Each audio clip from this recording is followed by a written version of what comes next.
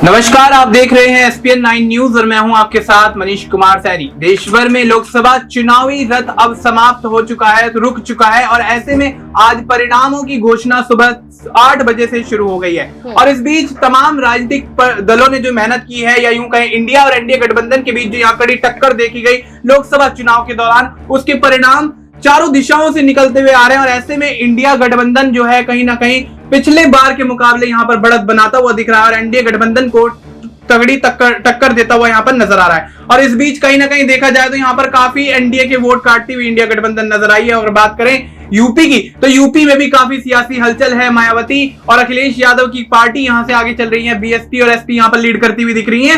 और पिछले बार के लोकसभा के चुनाव के मुकाबले यहाँ पर कहीं ना कहीं बीजेपी छिटकती हुई, पिछड़ती हुई दिख रही है। और अगर ऐसे में बात करें बागपत और बिजनौर की, तो दोनों ही लोकसभा सीट पर आरएलडी और सपा के बीच यहाँ पर कांटे की टक्कर देखी गई है। राष्ट्रीय लोकदल और समाजवादी पार्टी के दोनों ही उम्मीदवार दोनों ही तरफ यहाँ पर कांटे की टक्कर एक दूसरे को देते हुए देखे जा रहे हैं। और ऐसे में अखिलेश यादव ने जिस तरीके से यहाँ पर चुनावी मैदान में पूरी मेहनत की है लोकसभा चुनाव के दौरान, उसको देखते हुए कहीं ना कहीं ये लगता है कि अखिलेश यादव के पाले में बाजी जा सकती है। और ऐसे में अगर देखा जाए तो जयंत चौधरी भी यहाँ पर सभाएं संभालते हुए नजर आए, प्रधानमंत्री नरेंद्र मोदी का पूरा यहाँ पर साथ देते हुए नजर आए। और यहाँ तक कि शपथ ग्रहण समारोह में 1 जून को प्रधानमंत्री के वाराणसी पहुंचे जयंत चौधरी, और उसके बाद तमाम चीजें यहाँ पर पलटती हुई नजर आती हैं। और ऐसे में अगर देखा जाए तो लोकसभा चुनाव के दौरान यहाँ पर कांटे की टक्कर दोनों पार्टियों के बीच देखी जा सकती है। और अंदाजा लगाना लगभग बेहद मुश्किल होता हुआ नजर आता है, क्योंकि यहाँ पर जिस तरीके का सियासी माहौल बना है उसको लेकर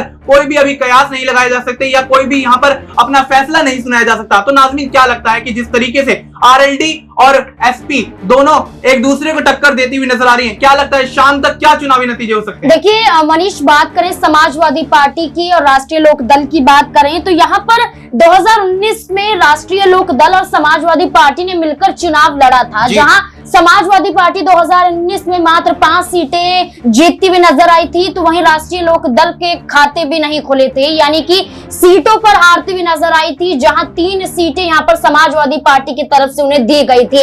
लेकिन इस बार राष्ट्रीय लोक दल ने एक फैसला लिया था कि समाजवादी पार्टी से हटना है और भारतीय जनता पार्टी के साथ जुड़ना है। तो जयंत चौधरी की बात करें तो वो जयंत चौधरी जो ये कहते हुए नजर आ रहे थे कुछ वक्त पहले कि चवन्नी थोड़ी हूं जो कि बिक जाऊंगा, तो वही बिकते हुए नजर आए। भारतीय जनता पार्टी का हिस्सा बन जाते हैं। एनडीए की तरफ से 2 सीटें यहाँ पर उन्हें मिल जाती हैं, बागपत और बिजनौर की। अब ऐसे में कांटे की टक्कर देखने को मिल रही है, जहां मुकाबला कड़ा है कि समाजवादी पार्टी भी आगे निकल सकती है। जहां अभी तक राष्ट्रीय लोक दल ऊपर नजर आ रहा है, तो वहीं समाजवादी पार्टी भी ऊपर आ सकती है। दरअसल आपको बता दें कि 3,41,230 वोट यहाँ पर चंदन चौहान राष्ट्रीय लोक दल के प्रत्याशी को मिलते हुए नजर आ रहे हैं। तो वहीं समाजवादी पार्टी की दीपक की बात करें तो 3,10,659 वोट यहाँ पर उनको मिलते हुए नजर आ रहे हैं। ज्यादा फर्क यहाँ पर मनीष नजर नहीं आ रहा है। ये बिजनौर की सीट की बात यहाँ पर की जा रही है,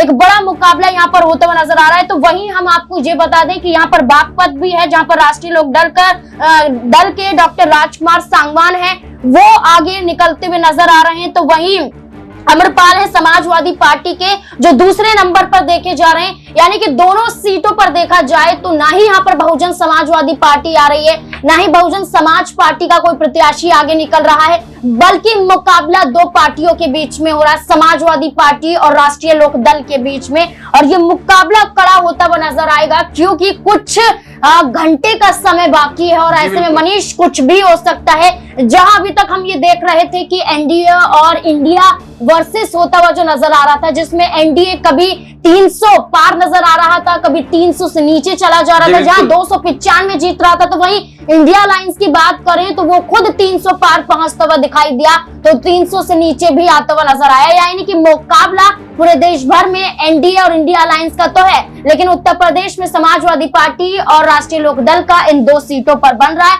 हो सकता है कि सही तरीके से सटीक नतीजे आने के बाद यहाँ पर राष्ट्रीय लोक दल पीछे नजर आए और समाजवादी पार्टी आगे पहुंचता हुआ दिखाई दे। जी बिल्कुल, यहाँ पर जिस तरीके से नाज़मीन ने जिक्र किया कि कांटे की टक्कर यहाँ पर देखी गई है, क्योंकि अखिलेश यादव पूरे चुनावी संग्राम के दौरान यहाँ पर काफी ज्यादा लोकसभा चुनाव के दौरान यहाँ पर एक्टिव दिखे और उनकी एक्टिवनेस के चलते यहाँ पर तमाम वो सीटें हासिल करते हुए नजर आ रहे हैं। 30 से 35 सीटें अखिलेश यादव के पाले में यहाँ पर 80 लोकसभा सीटों में से यूपी की जाती हुई नजर आ रही है। और अगर देखा जाए तो बिजनौर और बागपत ये दोनों ऐसी सीटें हैं, बहुत अहम सीटें हैं। और यहाँ पर समाजवादी पार्टी और आरएलडी ने पिछले लोकसभा चुनाव में एक साथ चुनाव लड़ा था। अब देखा जाए तो कहीं ना कहीं अलग होने के बाद दोनों एक दूसरे के दुर्विरोधी होते हुए नजर आते हैं, कड़ी टक्कर यहाँ पर देखने को मिलती है। और ऐसे में उम्मीदवारों द्वारा यहाँ पर जो मुकाबला देखा जा रहा है उसको लेकर कोई भी अभी अंदाजा नहीं लगाया जा सकता, कोई भी कयास नहीं लगाया जा सकता कौन सी पार्टी यहाँ पर जीत का परचम लहराने में कामयाब होती है। और ऐसे में अगर देखें तो यहाँ पर जयंत चौधरी जिस तरीके से तीखे हमले करते हुए समाजवादी पार्टी पर नजर आए हैं, उसको लेकर कहीं ना कहीं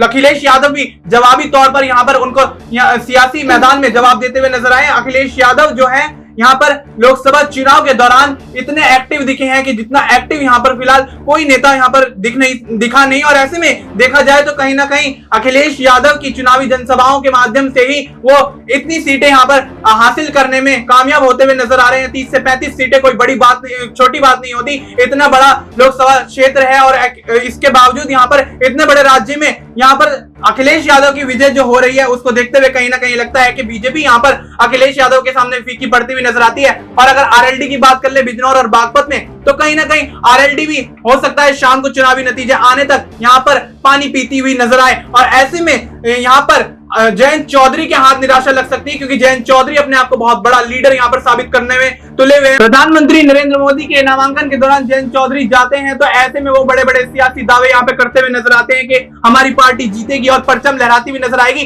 तो देखना ये होगा शाम तक कि कौन सी पार्टी यहाँ पर विजय रथ पर सवार होती है या कौन सी पार्टी यहाँ पर बाजी मारने में कामयाब होती है। क्योंकि बागपत और बिजनौर दोनों ही सीटें ऐसी हैं जहां पर पिछले लोकसभा चुनाव में समाजवादी पार्टी के साथ यहां पर आरएलडी एक साथ चुनावी मैदान में दिखे थे और अब अलग हो जाने के बाद क्या कुछ यहां पर परिणामों में बदलाव आता हुआ नजर आता है, ये शाम तक नतीजे घोषित कर देंगे।